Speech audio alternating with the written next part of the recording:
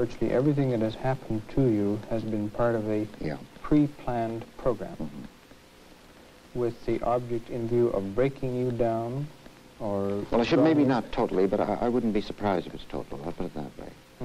Would it be fair to say that you feel that what is wrong outside you? As a result of the outside pressures, yes. Now, I'd also... Well, I'd like to go further than that to say that I do recognize the difference between myself and other people in some respects, but I still don't feel ill. This is psychiatrist Dr. Henry DeRost. What is the nature of this illness? This man has had a breakdown, in the layman's term, a major breakdown which psychiatrists would refer to as a psychotic break. But he certainly doesn't think he's sick. At least one gets that impression. No, that's perhaps one of the most interesting and certainly characteristic features of a breakdown of this kind, as opposed to, say, a psychoneurotic illness where the individual is sick and, I'm afraid, very painfully aware of being sick.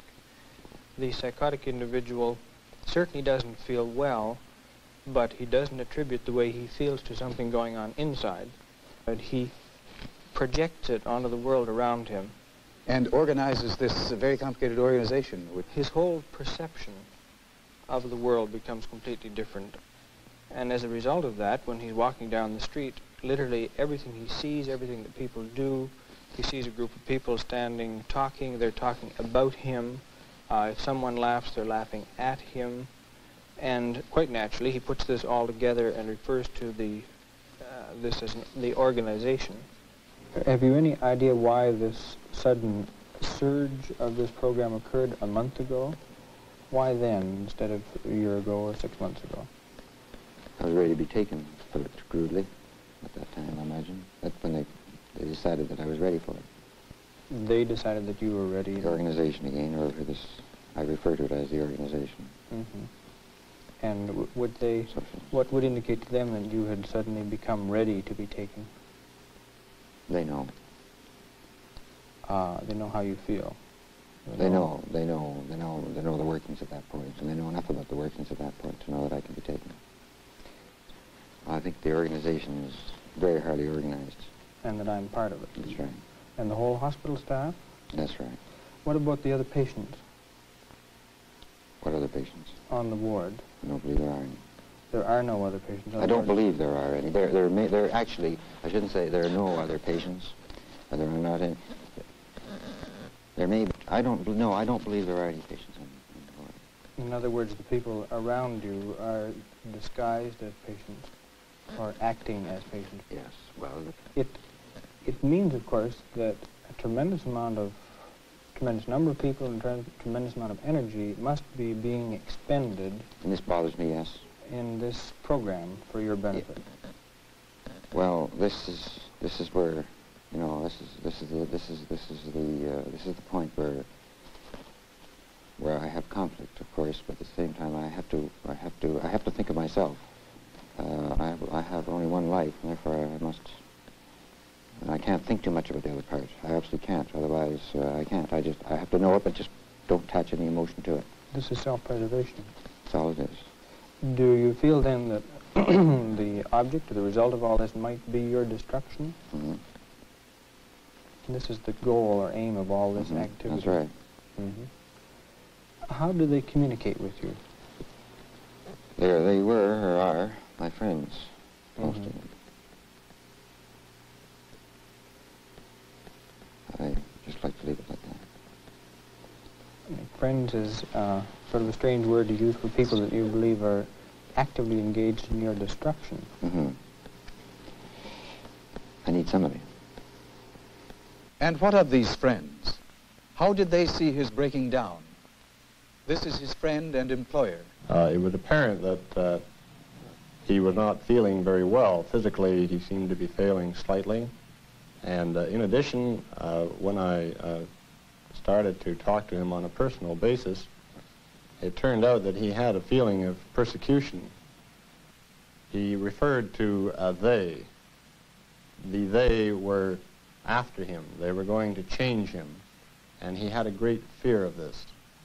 I endeavored to allay his fears, but it didn't seem to do much good. This is his best friend of 20 years standing. He became hypersensitive to any suggestion, any hint, any way in which he could find a relationship between what you might say to him and something about himself. He would latch on it right away. He was just looking for things. It wasn't a question of of accepting it. He was actually physically all emotionally set to receive any kind of suggestion that anything might at all be related to him in any way. Even the color of your eyes, the color of your shoe, it doesn't matter what it was. Anything at all that could be related to him, he did it. This is another close friend. He stayed home from work and he just wouldn't go out. And one evening in June, he phoned me and told me that he was just petrified, and you could tell by his voice that he was terrified of, I don't quite know what, but something that was bothering him terribly. He wouldn't even go out. He said he was even afraid to put his head outside the door, that they were out to get him, this network of people. They were going by the front door in cars and this type of thing. Now to meet his mother. My daughter and her husband, they came down. I wrote and I told them that Jack was certainly a sick boy and he needed help, but I said, I'm at a loss to know what to do. I can't press him too much, because I think even me talking to him, I said, Jack, you need help. I said, it just seemed to upset him, and he'd kind of go against, I think he would go against me. So they came down. So then they settled down, and Marion said, listen, you've got to see a doctor. He wasn't going to see him. Now, I don't know what he said. I couldn't say what he said to them or what the conversation was between them. Anyhow, Marion came into the bedroom. It was after 1, and she said, he's finally consented. He'll speak to a doctor, but he's never going to stay in one of those places. Now, I don't know why. So anyhow, they went. They left. 2, 3, I was awake all night waiting for a call to say they didn't come back. I thought they were in an accident, maybe, or something had happened. Well, then about 3 o'clock, I got a call. Or was it? No, it was around 5 in the morning. And she said, well, we've been crossing the city several times tonight. So they went back. They went to Verdun. They said, well, I got to get him in tonight because now he's willing to see a doctor. This is Verdun Protestant Hospital. When you'd, say, be walking down the street, were you aware of any change in the attitude of just strangers that you'd be passing? Definitely. Definitely. How would they, what kind of a change would you be aware of? Breakdown change again. They're after the breakdown. In other words, keep away, don't be friendly, so on. Mm-hmm. People rejecting you, Definitely. trying to keep you at a distance. Very definitely. As if you were in some way dangerous? Alien. Like Alien. they've used the term Italian. It alien, it being me. It alien being the same as Italian, and you're it. That's right. And you are alien. Do you feel that you're potentially going to be punished for something?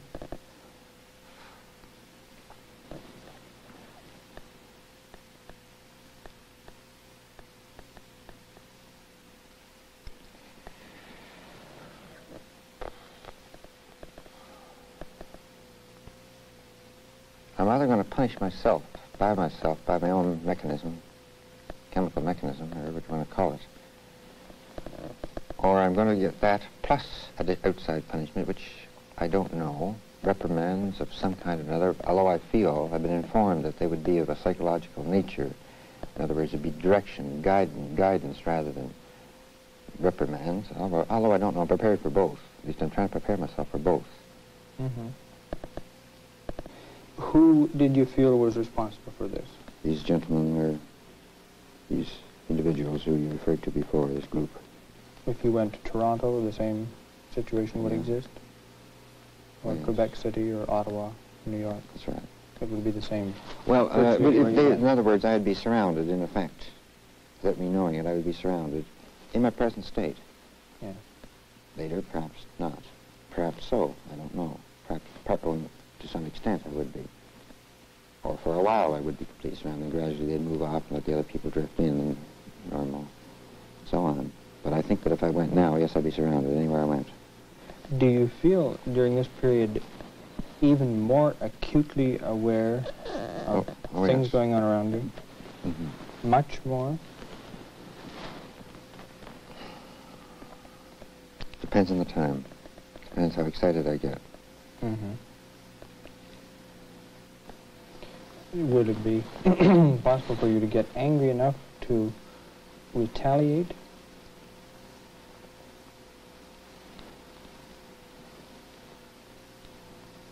In what way? And can you explain that further? I don't know in what way. That would be, of course, up to you. But if you felt, some people, when they feel angry enough, want to strike back. If I did it, I would do it fairly. Mm-hmm. I might strike back, yes. I don't know, but I couldn't answer that. You mentioned, and that's maybe part of the same thing, that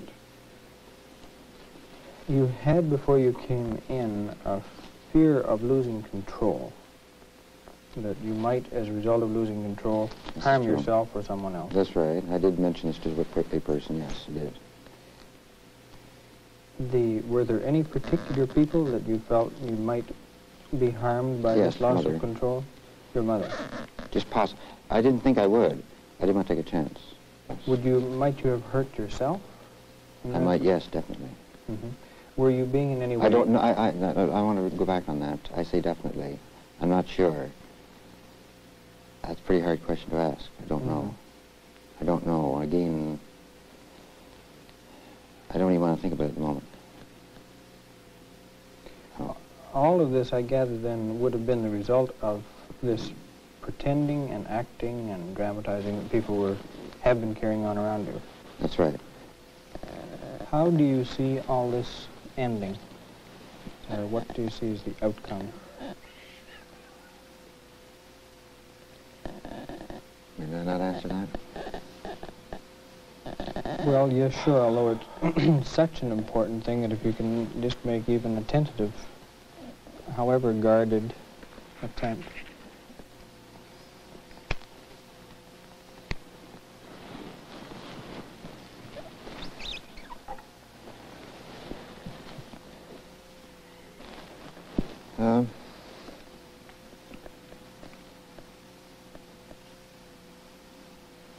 It could be all right, I suppose. But again, it may not be. I'd rather not discuss it. Are you frightened? Mm-hmm. But do you become depressed and discouraged? When? Anytime. Ever. I can't allow it.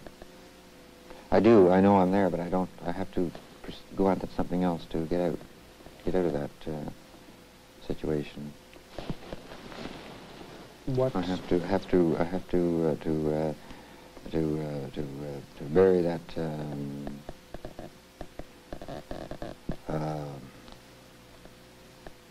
feeling somehow or other. Do a job, work harder, or whatever it might be. Just avoid it in some way. Yes, I know it's there, but to sort of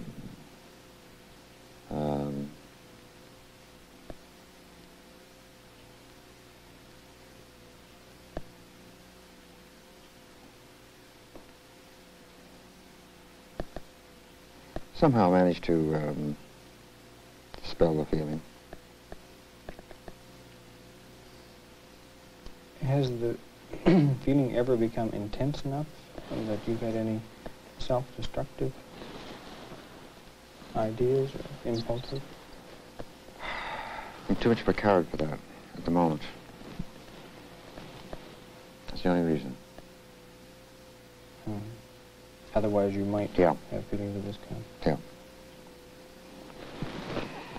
What sort of a man is this when he is not ill? How do his friends see him?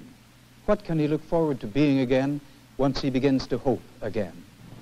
Because I was responsible for hiring him and I had known him previously, I took quite a close interest in his work. The caliber of his work generally was excellent.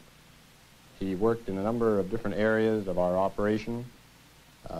He made a very definite impression on some of the senior operating people whom he dealt with. In particular, they commented on his ability to listen to other people, to learn from them, and to apply the information in his work. He was particularly able in analyzing unusual situations in detail and correlating information derived from a variety of sources to present one unified whole. This is a quality which is not too common. We have things in common. We played chess together. We used to do a lot of bicycling together. We've gone on a 1,000-mile bicycle trip together at one stage in the game years ago. And he comes out to the warehouse in the country, and we fiddle around. We maybe cut up wood, or we go for a walk, or he likes flowers. He knows a good deal about flowers, he had a lot of interests, But basically, business. He loved business, and he loved everything to do with it. His work involved an awful lot of thinking. And sometimes when he'd come home at night, he'd be just exhausted from the day, from his work. He said, "You know, I've got a lot on my mind," he said. I said, "Yes, we realize that accountancy is a hard occupation. You have to, it taxes your brains." So he said, "Well," he said, "and I can't leave it. When I start something, I've got to finish it," he said. "I want to know the wheres, the whys, and the hows of everything." Well, of course, if that's your makeup, you can't do very much about it. But he'd come home some nights, and then he would work until late, 2 in the morning sometimes, busy working, planning for the next day. Nothing. I used to tell him, I say, "You know, you need your rest once in a while." I said, "You can't burn the candle at both ends." He was a rather quiet child, too. Played very like other children, but more of the quiet type. Never was too much of a roughneck. Maybe he thought that I kind of checked him too much at times. So I really couldn't say if I'm the full cause of it, but as I say, I do feel sometimes that maybe he resents me or for being so kind of bring the way his bring up was. Well, his father and I both were of a strict nature. Does this mother need to feel badly for what her role may have been? No, I don't think so. She feels very much the same as most families do feel. When someone breaks down, they're generally preoccupied with a lot of sense of guilt and responsibility. But frankly, we don't really know enough, particularly about these major breakdowns, to fairly accuse a family or a member of a family of having been responsible for someone breaking down. Sure, there are factors in the family setting which must contribute, but we're still open-minded about this. For this man, I think that we can very reasonably expect him to get back to at least his pre-illness level of functioning, which, from what his employer has said and from his friends and mother, I think was quite good. And what about any chance of him gaining ground in other areas?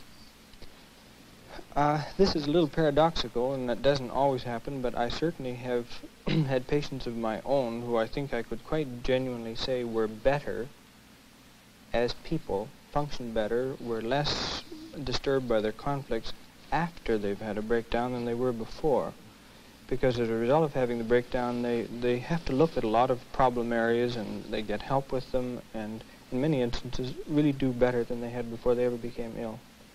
And what is the possibility of recurrence of an illness of this kind? Unfortunately, a fairly high percentage, maybe a third, of people with this kind of illness will have to come back into hospital at some time during the rest of their life for further treatment.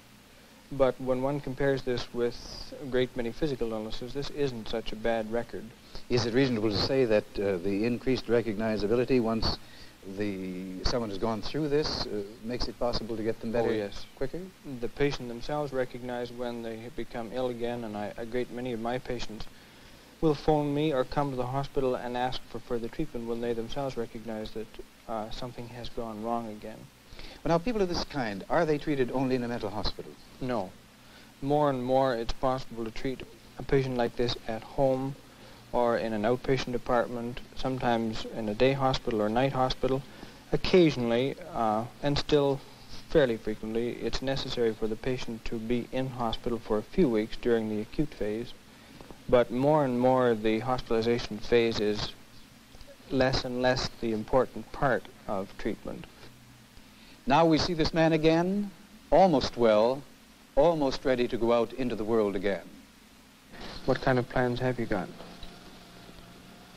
To return to work, Mm-hmm.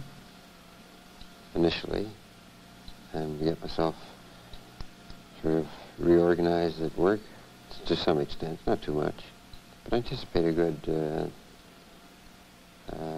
anticipate I'll be able to do my job quite well. And enjoy my fellow human beings a little bit more, perhaps, spend a little more time with them than I had previously. You talked about being short, remember? I did? Mm-hmm. I don't recall that. Shortness was something that you were complaining about. And this seemed to have a number of implications, either the shortness in terms of your contact with people. I just finished reading an article in Flames magazine, an article titled Love, that you call with. And that's the problem. That's basically the problem now.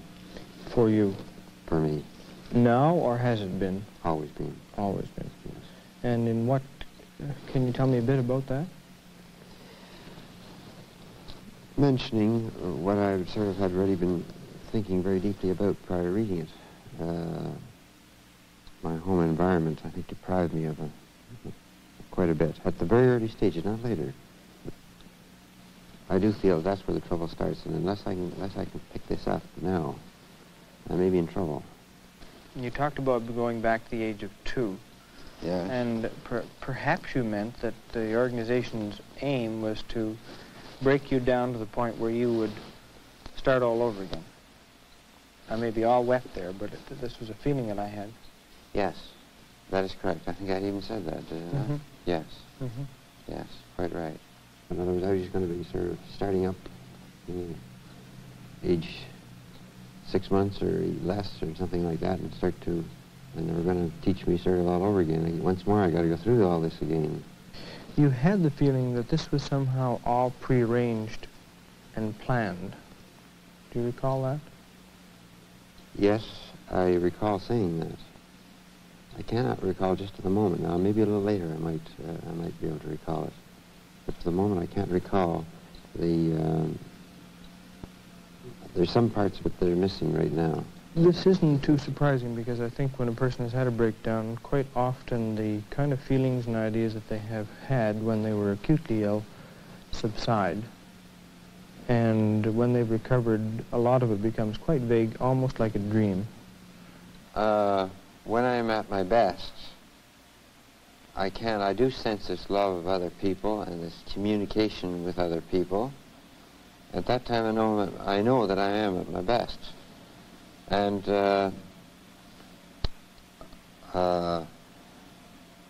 it's no problem then to cope with the problems of life. As a matter of fact, the problems of life seem insignificant.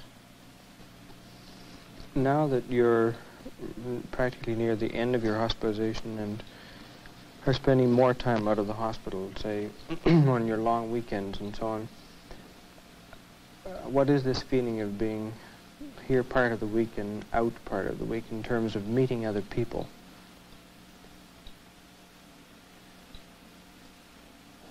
I don't notice much difference. You don't feel particularly uncomfortable with them because of this fact? A little. A little. Yes. I would expect a little, because it isn't an experience that everyone has, and it isn't, of course, an experience that anyone wants to have. No. How will you receive this man once he is one of you again? This is what his employer thinks of mental illness. Many people in the organization have asked for him in his absence. They are looking forward to him coming back. I am looking forward to him coming back. We did not replace him with anybody. The work which he was doing has been carried on in part by other people.